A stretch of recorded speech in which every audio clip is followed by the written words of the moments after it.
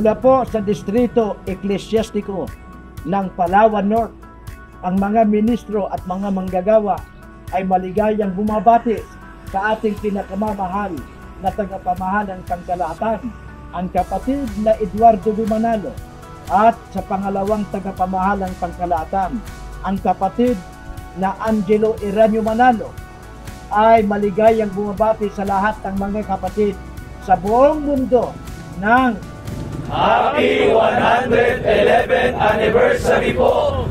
Happy 111th Anniversary po! Happy 111th Anniversary po! Happy 111th